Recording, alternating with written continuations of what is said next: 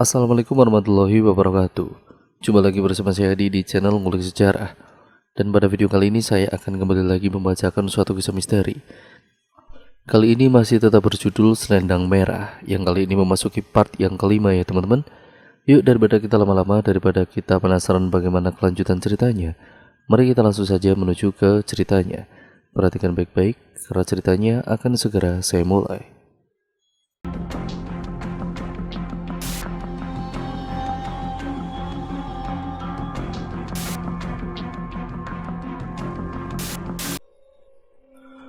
Setahun lalu, suasana sekolah menjelang tengah hari masih terlihat ramai. Banyak siswa yang asik bermain di halaman sekolah. Sebagian besar orang tua mereka terlihat asik berbincang-bincang sambil duduk memenuhi kursi kantin. Di tengah halaman yang panas, Bimo berlarian mengejar teman-temannya. Sejak tadi, mereka memang sedang bermain kejar-kejaran. Salah satu permainan yang selalu mereka lakukan setelah pengambilan rapor kelas itu. Hari akhir tahun pelajaran, para guru biasanya bersikap lebih lunak terhadap kenakalan para siswa. Mereka terus berlari riang hingga para orang tua selesai dengan gosip yang sejak tadi diperbincangkan. "Tunggu!" teriak Bimo yang mencoba mengejar temannya di depan koridor kelas. Namun langkahnya terhenti ketika melewati depan ruang kelas 4B. Ruangan kelas itu sudah kosong. Di ujung kelas duduk seorang anak perempuan yang menunduk. Sesekali dari kejauhan Bimo bisa mendengar isakan tangis dari anak itu. Perlahan Bimo memasuki ruang kelas dan duduk di kursi yang berhadapan dengan anak perempuan tersebut. "Kamu gak apa-apa kan?" tanya Bimo dengan suara lembut. Anak perempuan itu terkejut dan segera menegakkan badannya. Bimo pun bergerak mundur terkejut ketika menyadari anak perempuan itu jauh lebih tinggi darinya. Ternyata itu adalah Tinfa yang akrab disapa Tinfa. Tinfa yang jelas terkejut terburu-buru menyeka air mata yang mengalir wajahnya seraya menghirup ingus yang mengalir dari kedua lubang hidungnya. Dengan malu-malu dia memalingkan wajah dari pandangan Bimo. "Gak apa-apa, aku memang gampang menangis kalau dapat rapor jelek," jawab Tinfa terdengar gusar, membuat Bimo melirik buku biru yang terletak di meja. Dengan gerakan cepat, Bimo membuka rapor Tinfa yang berada di sampingnya. Bimo membalikkan badan dan segera berdiri. Buku lebar itu dia bentangkan di depan wajahnya.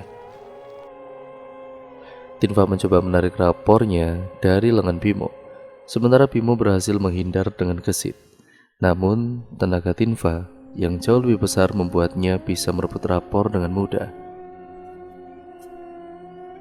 Walau hanya sekilas, Bimo bisa melihat tulisan kecil yang tertera di halaman paling baru di dalam rapor Tinfa. "Kamu gak lihat kan?" tanya Tinfa. Bimo kemudian menggeleng. Padahal jelas-jelas tadi sempat melihat tanda tangan di dalam rapor milik Tinfa. Tanda tangan yang bertuliskan perwakilan orang tua siswa. Itu artinya orang yang mengambil rapor milik Tinfa bukanlah orang tuanya.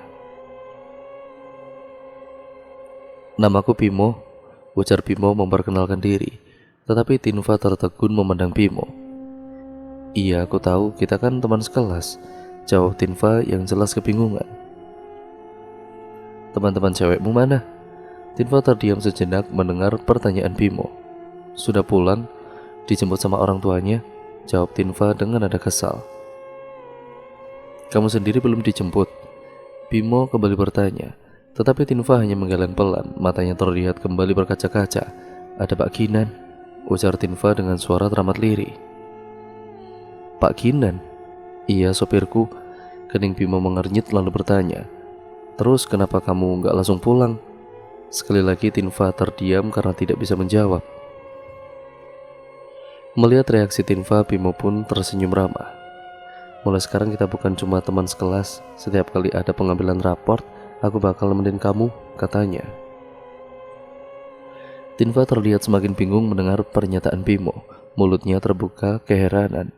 Kedua alisnya berkerut nyaris bertemu, akan tetapi Bimo tidak menghiraukan itu dan menggandengnya keluar.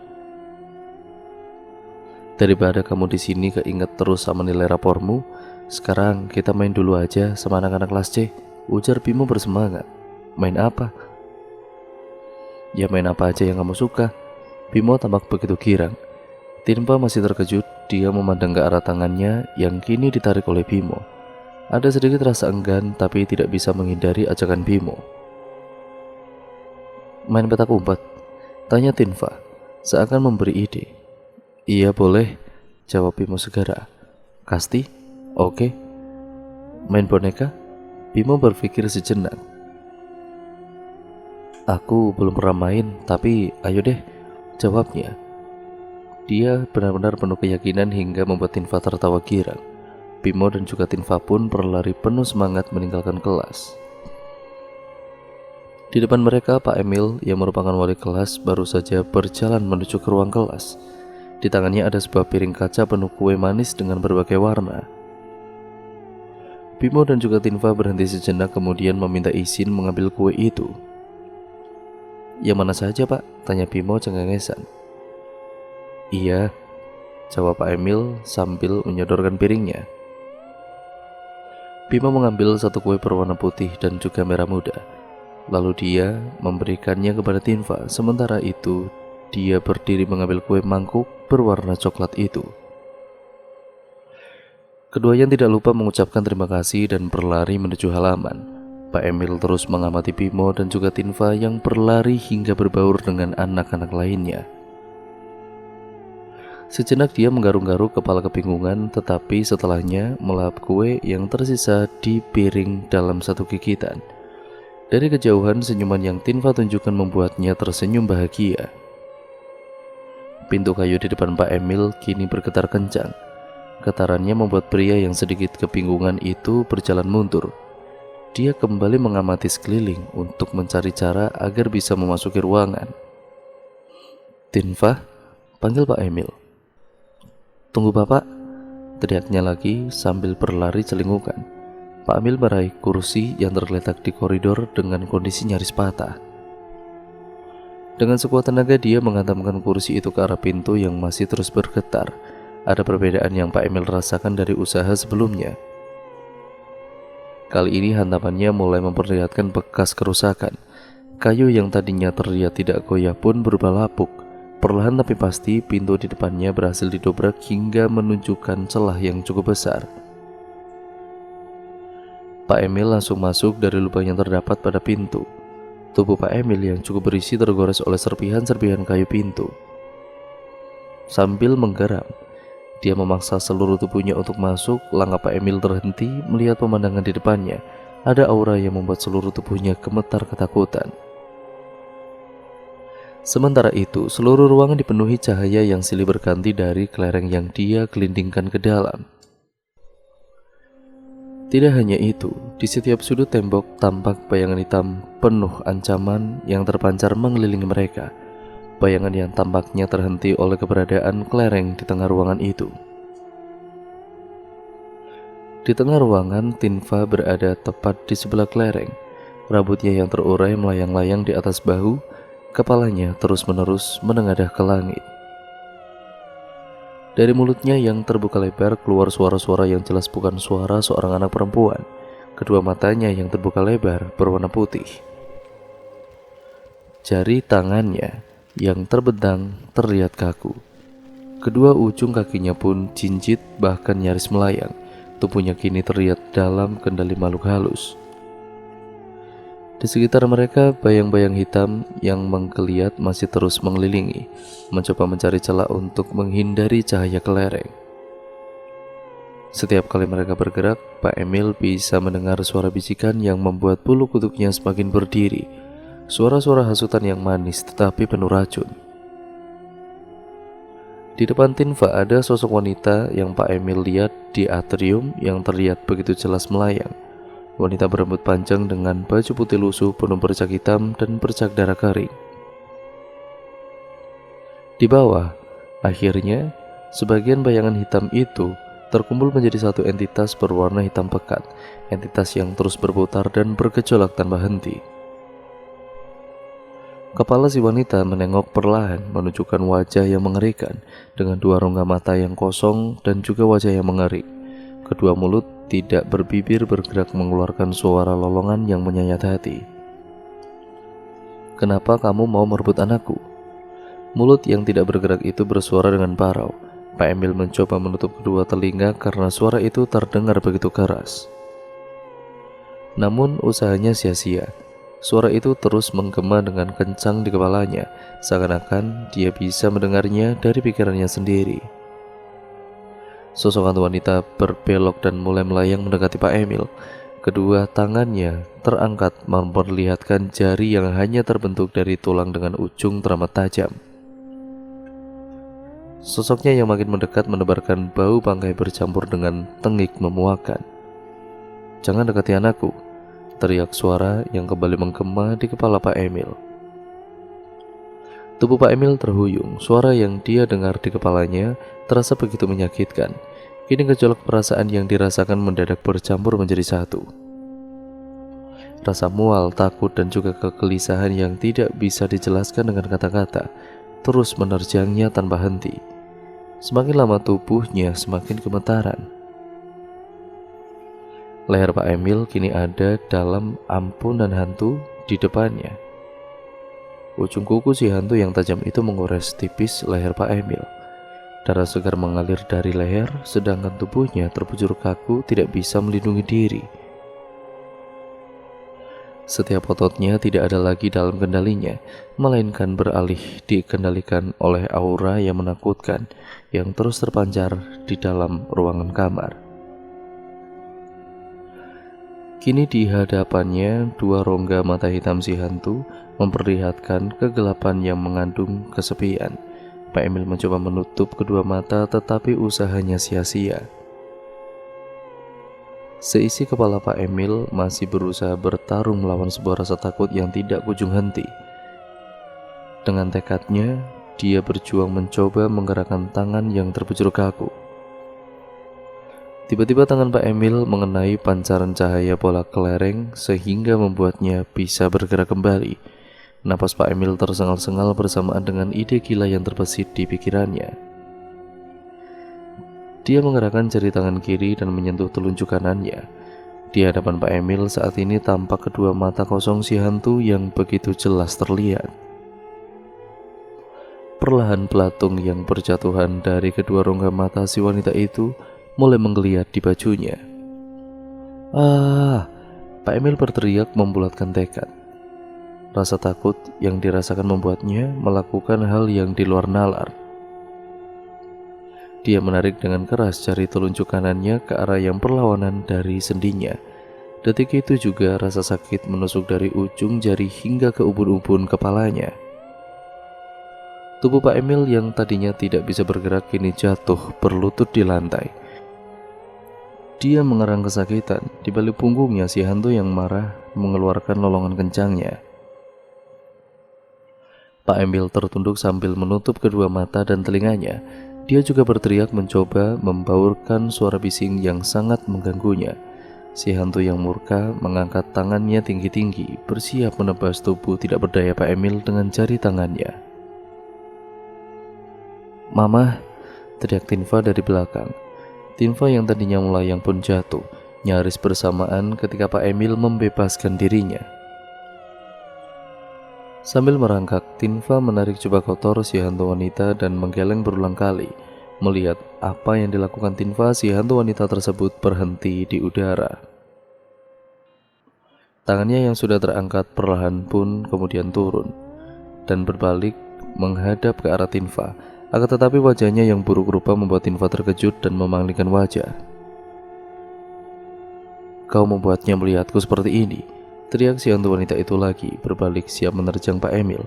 Dari arah yang sama Pak Emil segera memejamkan mata sambil berlutut. Dengan susah payah Tinva berdiri. Dia memeluk sosok hantu di depannya sangat erat. Sedangkan seisi ruangan masih bergetar hebat membuat sosok yang melayang itu berhenti di tempat. "Maafin Tinva mah," ujar Tinva lirih. Tinva yang masih terus memejamkan mata kini memberanikan diri untuk membuka lebar-lebar kedua matanya. Dia menatap lurus wajah buruk rupa sosok hantu ibunya itu. Di tengah kilatan cahaya yang silih berganti, wajah hantu wanita itu juga ikut berubah. Di setiap kilatan cahaya terang yang membutakan mata, Pak Emil bisa melihat wajah cantik seorang ibu yang sedang menatap anaknya dengan sedih. Ekspresi itu terus berganti dengan wajah buruk rupa yang menunjukkan sosok aslinya. Tinfa melepaskan pelukannya dan melangkah mundur. Dia mengepalkan kedua tangan begitu erat. Kemudian menengadah dan juga menatap lurus wajah wanita di hadapannya. "Mama, maafin Tinfa yang masih nangis terus. Maafin Tinfa yang selalu bikin mama khawatir. Maafin Tinfa yang susah cari teman. Maafin Tinfa yang selalu dapat nilai jelek. Maaf buat semuanya," ujar Tinfa dengan suara parau karena menahan tangis sekuat mungkin. "Mama pasti jadi gini gara-gara masih mikirin Tinfa kan?" tanya Tinfa dengan air mata menggantung dari kedua matanya. Tinfa janji gak akan bikin mama khawatir lagi. Mama sudah gak perlu jagain Tinfa lagi. Tinfa akan menjadi mandiri, mah. Terus terlihat jelas Tinfa makin tidak kuasa membendung luapan kesedihan yang dirasakan. Tinfa sekarang sudah punya teman, namanya Bimo sama Zaki. Nanti mama bisa lihat dari jauh. Mereka berdua akan jagain Tinfa, lanjutnya sambil tersenyum. Kini air mata yang tidak bisa terbendung mengalir dari kedua pipinya. Wajah hantu Lina yang masih silih berganti terlihat tertegun. Getaran di dalam ruangan mulai mereda. Kini sosok hantu Lina membuka kedua tangannya mencoba memeluk Tinfa dengan lembut. Sekilas Pak Emil bisa merasakan tubuhnya mulai ringan. Aura gelap di ruangan yang meluap dari dalam kamar pun semakin menipis. Mama yang harusnya minta maaf. Suara parau hantu Lina ini kini hilang dan berganti suara lembut yang juga menahan tangis. Pelukan itu terjadi hanya sebentar. Setelahnya sosok Lina kembali bergerak mundur dengan benda tajam yang berkilap di genggamannya. Sebuah benda yang diambil dari dalam saku Tinfa. Kedua tangannya terangkat tinggi, wajahnya kembali menunjukkan sosok mengerikan. Dengan sigap Pak Emil berlari maju. Dia berdiri di tengah-tengah keduanya, berusaha melindungi Tinfa di balik tubuhnya. "Mama," teriak Tinfa yang berusaha meloloskan diri dari balik tubuh Pak Emil. Pak Emil membalikkan badan. Di perut hantu wanita itu tertancap sebuah tusuk konde yang berkilap. Tidak ada darah yang muncul dari luka itu, tetapi sosok di depan mereka berdua perlahan semakin terlihat tembus pandang. Nyaris pada waktu bersamaan, tusuk konde itu kemudian jatuh diiringi suara keras. Letaknya tidak jauh dari tempat si kelereng merah berada. Perlahan sosok yang mengerikan mulai berubah. Kulit kembali muncul dari kedua kaki terus terhubung hingga berakhir di wajahnya. Baju putih penuh bercak darah itu perlahan berubah menjadi baju putih bersih. Cahaya dari kelereng mulai meredup. Jendela-jendela yang gelap pun kembali terbuka membuat cahaya matahari yang hangat menyinari wajah yang Tinfa rindukan. Kini di depan keduanya melayang sesosok wanita cantik berbaju putih. Hantu Lina tersenyum sedih, begitu pula dengan Tinfa yang memandang penuh kesedihan. Setiap detik yang berlalu, sosok ibunya terlihat semakin lenyap. "Maaf," ujar Lina lembut. Tinfa berjalan ke depan dan kemudian mencoba meraih tangan ibunya. Tetapi tangan kecilnya itu pun hanya menyentuh udara kosong. "Mama harus mengucapkan selamat tinggal," ujar Lina. Tiba-tiba seluruh bayangan gelap yang sedari tadi mengintai dan menggeliat di sekitar ruangan kembali bergerak. Cahaya matahari segera lenyap. Semua bayangan berkumpul menjadi satu dan menyatu di langit-langit tengah ruangan. Kumpulan bayangan yang menyatu itu mulai membentuk wujud yang menggeliat bagaikan karya seni tanah liat yang buruk rupa dan membentangkan kedua tangannya lebar-lebar. Dengan sigap Pak Emil berdiri mengangkat kelereng yang ada di lantai. Terdengar suara pekikan kesakitan dari langit-langit. Kumpulan bayangan itu pun kembali melayang tanpa arah hingga mereka terbang menuju ke arah cermin yang berada di depan tempat Tinfa berdiri. Pak Emil dan juga Tinfa berdiri terdiam melihat sosok wanita yang berdiri di dalam cermin itu. Sri Kandi yang memejamkan mata dengan pakaian indah bagaikan bangsawan keraton Jawa di masa lalu. Tubuhnya kini hanya dibalut kain berwarna merah. Di kepalanya ada mahkota kecil berwarna emas menghiasi rambut yang tergerai lurus sampai ke bahu. Selain itu, di lehernya tersemat sebuah kalung berhiaskan mutiara berwarna putih pucat. Bayangan-bayangan yang masuk ke cermin berubah menjadi selendang berwarna merah darah yang dia kenakan. Tinfa meraih tusuk konde yang berada di lantai lantas berlari ke arah cermin. Sri Kandi membuka matanya, menunjukkan bola mata berwarna kuning bagian luar. Senyum mengerikan yang dia perlihatkan menghentikan langkah Tinfa. Sri Kandi terus tertawa, tawa yang terus terdengar sepanjang koridor, di setiap ruangan dan kini menggema di seluruh isi Pakunjaran Sewu.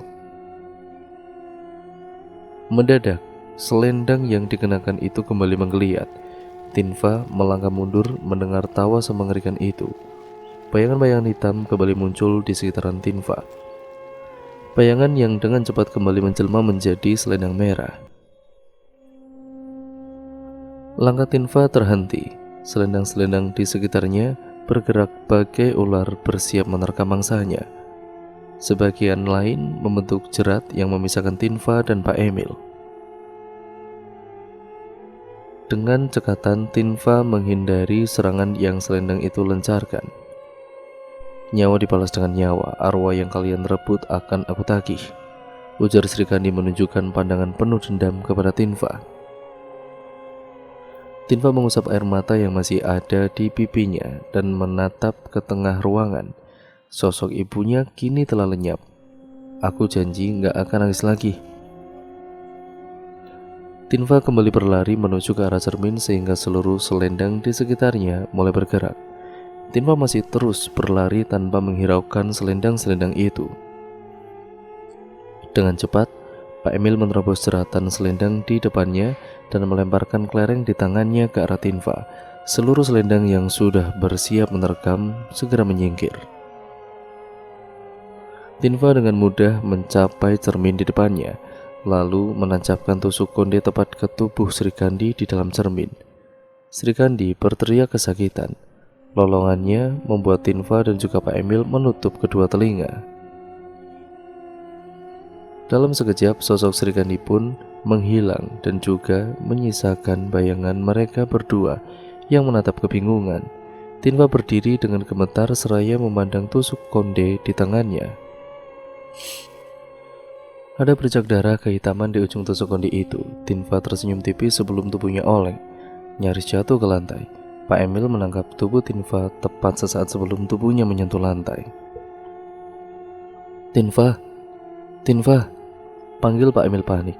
Tinfa kehilangan kesadarannya, wajahnya terlihat pucat bagai orang sakit disertai keringat dingin membasahi dahi. Dari arah lain, pandangan Pak Emil tertuju ke depan jendela. Di sana berdiri si wanita tua berjubah hitam terus menerawang dari kejauhan. Apa ini yang kamu mau?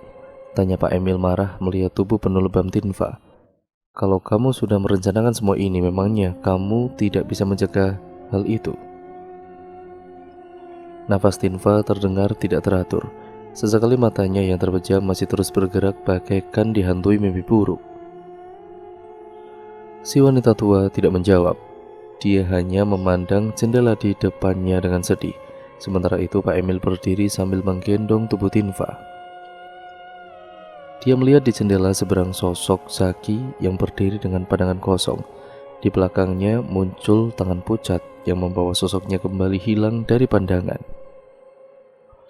Tangan pucat itu menuntun Zaki melalui lorong-lorong gelap. Tidak lupa dia menyerahkan kacamata Zaki yang sudah pecah.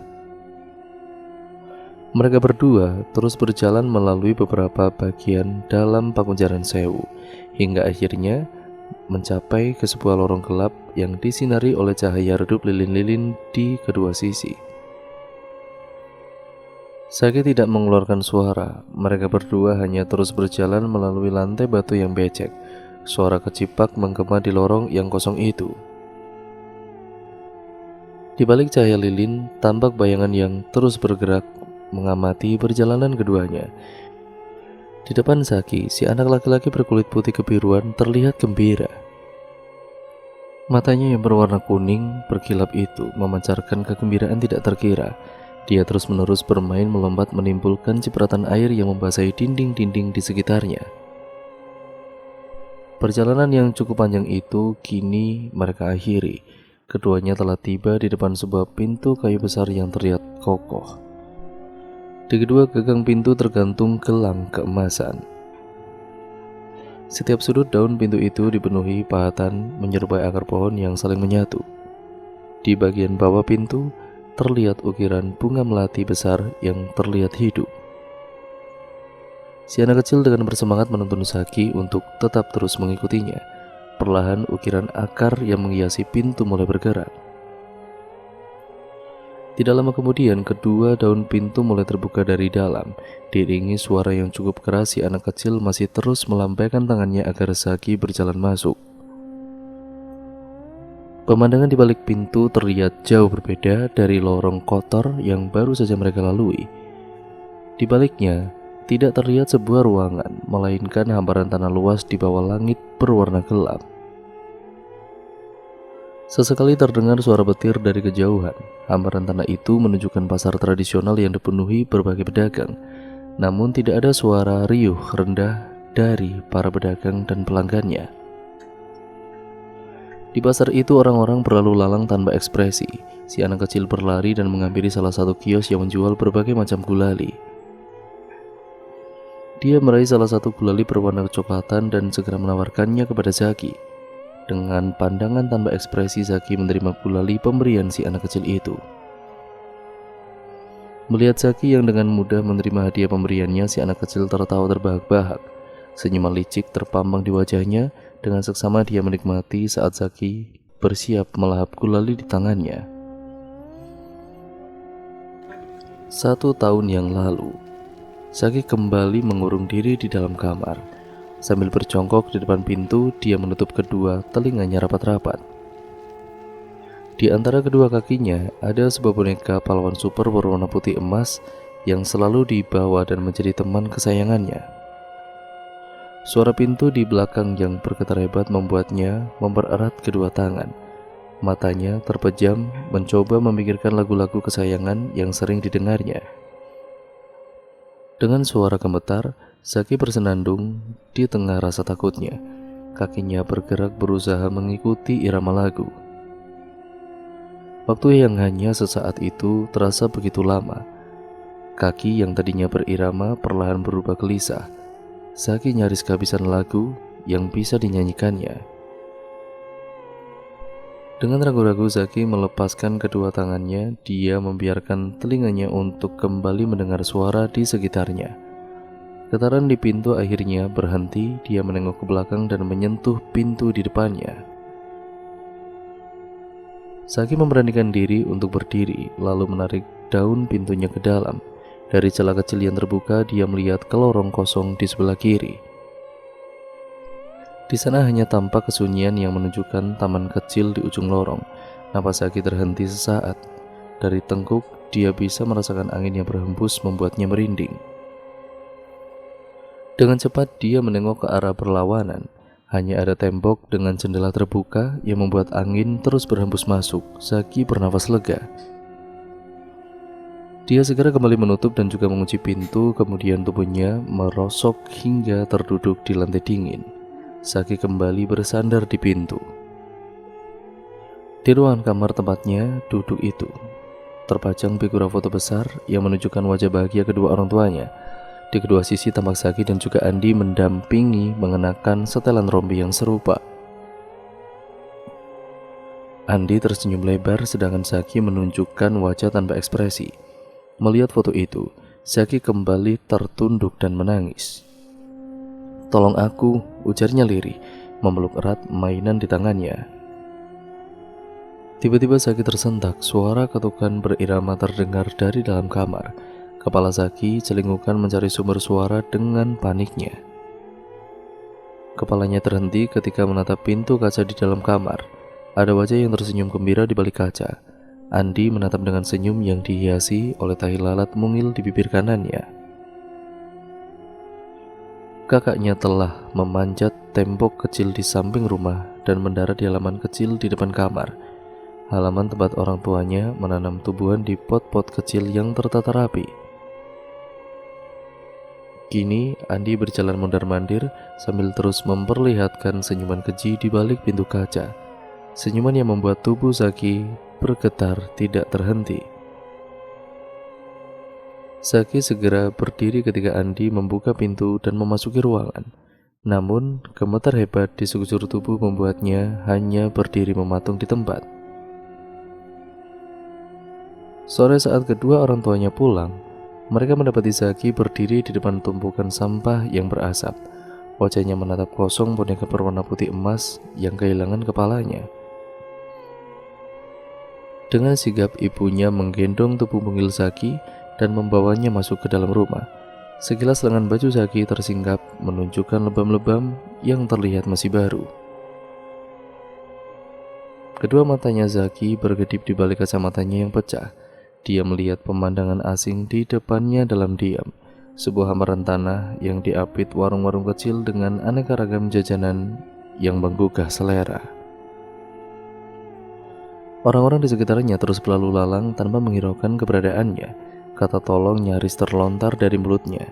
Akan tetapi firasat Zaki bisa merasakan kejanggalan dari tempatnya berdiri. Mendadak tercium bau manis yang enak yang membangkitkan rasa lapar di perutnya. Zaki melihat di tangan kanan sudah ada sebuah gulali berwarna coklat yang ditusuk menggunakan kayu pendek. Di hadapannya makhluk halus berkulit biru pucat itu dan bermata kuning yang mengamati itu membuat Zaki terperangah, bahkan nyaris menjatuhkan gulali di tangannya. Makhluk di sebelahnya masih berdiri mengamati. Mata kuningnya terbuka lebar, terlihat gembira. Mulutnya tersenyum lebar, memperlihatkan gigi-gigi yang tidak beraturan. Tepat di kanan bibirnya ada tai lalat yang selalu dia kenali. "Kak Andi," bisik Zaki pelan. Tubuhnya sedikit goyah bersama dengan ingatan yang baru saja kembali. Ingatan akan kenyataan tabiat kakaknya, ingatan akan semua perlakuan kejam yang membuat kakaknya dikirim ke sekolah berasrama jauh darinya. Mulut Zaki bergetar, dia mulai bisa merasakan sosok-sosok di sekitarnya satu persatu mengamati. Sosok-sosok yang sekilas terlihat mirip manusia dari zaman dahulu lengkap dengan belangkon dan piskap untuk sosok pria, sedangkan kebaya dan juga sanggul rapi untuk wanita. Namun semua sosok itu tidak berwajah dan tidak terbayang. Makhluk itu di sebelahnya mulai gusar dengan pekikan suara yang terdengar nyaring. Dia mulai bergerak dengan menggebu-gebu. Tangannya menunjuk ke gulali di tangan Zaki, kemudian segera mengarahkan jari ke arah mulutnya. "Kak Andi, mau aku makan ini?" tanya Zaki dengan suara gemetaran.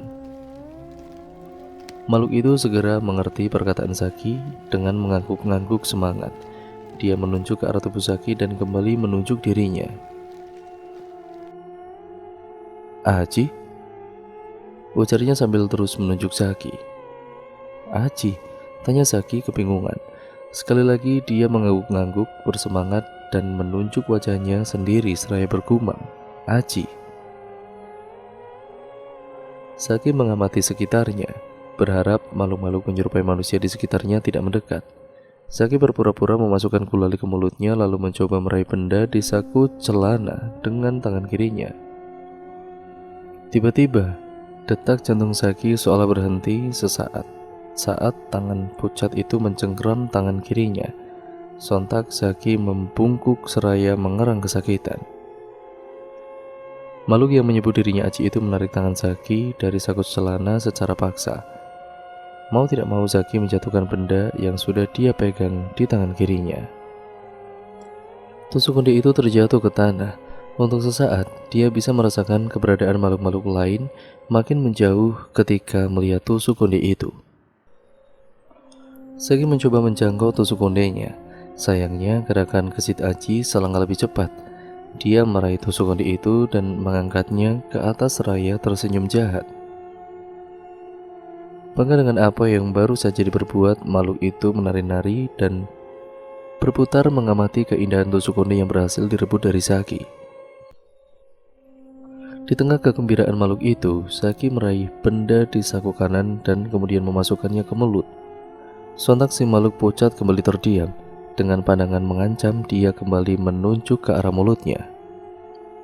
"Aji," ujarnya kali ini dengan senyum penuh ancaman dan mengacungkan tusuk konde. Zaki melahap gulali dan kemudian mengunyahnya. Apa yang dilakukannya berhasil membuat wajah Aji kembali terlihat puas dan tertawa kegirangan, padahal hati Zaki mencelus bukan main. Kegembiraan yang Aji perlihatkan tidak berlangsung lama. Seluruh bulu kuduk Zaki berdiri tegak, ada angin dingin memuakkan yang berembus dari belakang tubuhnya. Embusan itu membuatnya menoleh dengan wajah ketakutan. Dari udara kosong muncul sebuah pintu gerbang kayu. Pintu yang terlihat seperti pintu joglo itu terbuka lebar menunjukkan sosok yang berdiri di baliknya. Seorang wanita cantik mengenakan baju serba merah dan sungguh menarik mata. Keindahan serta detail dari tiap sulaman di bajunya sepadan dengan paras cantiknya. Penampilannya yang hampir sempurna ternodai oleh luka gores di wajahnya. Bukanlah darah yang mengalir, melainkan cairan hitam kental yang keluar disertai bau tengik yang menyengat. Gerak-gerik si wanita menunjukkan amarah. Wajahnya berkerut terlihat penuh emosi. Sekilas, Zaki bisa melihat urat-urat menggeliat di wajah wanita itu semakin tebal, membuat wajah cantiknya berubah menjadi buruk rupa. Wanita itu berteriak penuh amarah. Zaki bisa merasakan semua makhluk yang ada di sekitarnya juga merasa takut yang makin lama tambah memuncak. Gemetar di tubuhnya semakin tidak terkendali, tetapi dia harus tetap berusaha berdiri tegak di depan makhluk yang dicarinya selama ini, Sastra Srikandi. Aji berjalan mendekat sambil mengulurkan tangannya. Gerakannya jauh berbeda dari sebelumnya. Dia terlihat sopan walaupun kakinya gemetar menunjukkan rasa takut pada sosok Srikandi. Namun, dengan kasar, Srikandi ini mengebaskan tangan Aji hingga sosok itu terjerembab. Tusuk konde yang baru saja diulurkan terjatuh ke tanah. Zaki yang mengamati dalam diam bisa melihat kilatan di mata Srikandi saat menyadari tusuk konde itu terjatuh. Srikandi memperhatikan tusuk konde itu dengan seksama. "Paringaken kali kula," teriaknya kepada Aji. Aji yang terjatuh dengan secepat mungkin segera berdiri. Dia meraih tusuk konde itu dan mengangkat kedua tangannya, kemudian berlutut sambil mempersembahkan tusuk konde yang diangkat dengan kedua telapak tangan. Mata Srikandi terbelalak. Semenjak Zaki menginjakkan kaki di tempat itu, ini pertama kalinya dia bisa merasakan ada kelemahan yang terpancar dari sosok mengerikan Srikandi. Sebuah kelemahan yang dengan cepat berusaha disembunyikannya. Srikandi mengalihkan pandangan ke arah Zaki dengan penuh ancaman. Urat-urat di wajahnya masih terus menggeliat. Sekilas keriput-keriput muncul di bawah kedua matanya. Dia pun menunduk menyentuh urat-urat itu sampai menghilang. Kecantikannya kembali muncul walaupun hanya sesaat.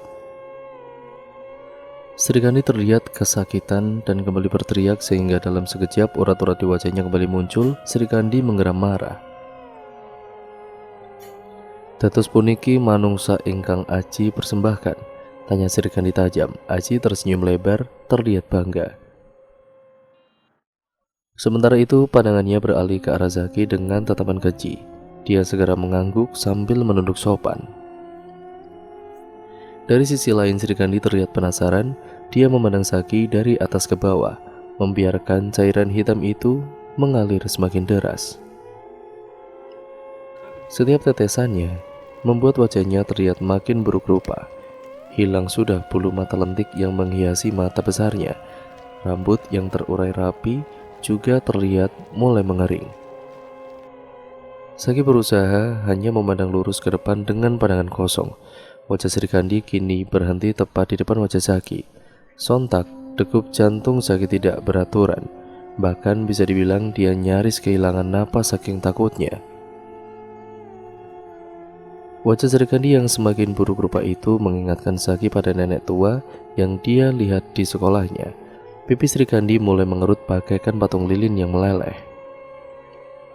Dia kemudian mengendus-ngendus tubuh Zaki lantas tersenyum sekilas. Selain itu, dia juga menjilat cairan hitam yang mengaliri mulutnya dengan lidah panjang berbintik-bintik. Setelahnya Sri Kandi menarik kembali lidahnya ke balik gigi-gigi yang mulai menguning dan berubah menjadi tajam. Membeti pun wangi, ujar Sri Kandi sambil terus mendekatkan wajah ke kepala Zaki. Kedua mata Sri Kandi terlihat semakin lebar, pupilnya mengecil di antara bagian putih yang penuh dengan urat kehitaman. Air liur mengalir dari mulutnya sampai-sampai menetes ke sepatu Zaki. Seketika bau menyengat tercium hingga nyaris membuat Zaki memalingkan wajah. Sri Kandi melihat ke arah tangan Zaki yang masih menggenggam batang kayu pendek bekas gulali itu. Gulalini pun, Sri Kandi mengetikkan suara paraunya. Eca? Tanyanya dengan mulut yang terbuka amat lebar nyaris melebihi lebar kepala Zaki. Keringat mulai mengalir dari dahi Zaki. Zaki terdiam sejenak menelan ludahnya dengan rasa takut yang sudah ada di puncak. Di tengah kesulitannya untuk berusaha berdiri, dia mengangguk lemah. Sri Kandi tersenyum lebar, kini semua giginya sudah menguning dan tidak terlihat lagi sosok wanita cantik berambut rapi tadi. Rambut panjangnya berubah menjadi kering, kulitnya yang mulus dipenuhi bercak hitam. Urat-urat yang tadinya ada di wajahnya mulai menyebar ke seluruh tubuh. Mriki damel kula dados alo bayu, ujarnya memanggil Zaki dengan nama yang lain, kemudian mundur selangkah. Dia berdiri menyamping dan menawarkan tangannya kepada Zaki. Zaki memandang ajakan tangan itu. Dia terdiam ragu-ragu. Sekujur tubuhnya menolak ajakan jabatan tangan dari Sri Kandi. Keraguan sesaat yang Zaki perlihatkan jelas membuat Aji dan Sri Kandi curiga. Keduanya menatap Zaki dengan pandangan mengancam yang membuatnya tidak bisa menolak ajakan Sri Kandi. Zaki menerima ajakan itu dan menggenggam tangan Sri Kandi dengan erat. Aji terlihat tersenyum gembira, wajahnya memperlihatkan kepuasan orang yang baru saja menuntaskan tugasnya. Namun kegembiraan Aji hanyalah sesaat saja. Teriakan penuh kesakitan dan bisa membuat darah membeku itu terdengar menyakitkan telinga. "Kenapa?" teriak Sri Kandi melihat asap yang muncul dari tangannya. Dengan susah payah dia menarik tangannya agar bisa lepas. Tidak hanya itu, tubuhnya pun menggeliat kesakitan bersamaan dengan asap yang semakin tebal. Napasnya terengah-engah. Wajahnya yang menakutkan kini terlihat bagai orang tua yang kelelahan, dan dengan cepat keriput muncul mulai dari dahi sampai menyebar ke bagian dagunya. Dan cerita pun akhirnya bersambung lagi ke part yang selanjutnya ya teman-teman. Jadi untuk kalian yang penasaran bagaimana kelanjutan ceritanya, saksikan terus hanya di channel ini. Sekian dan terima kasih, kurang lebihnya mohon maaf ya teman-teman. Video ini saya akhiri. Wassalamualaikum warahmatullahi wabarakatuh.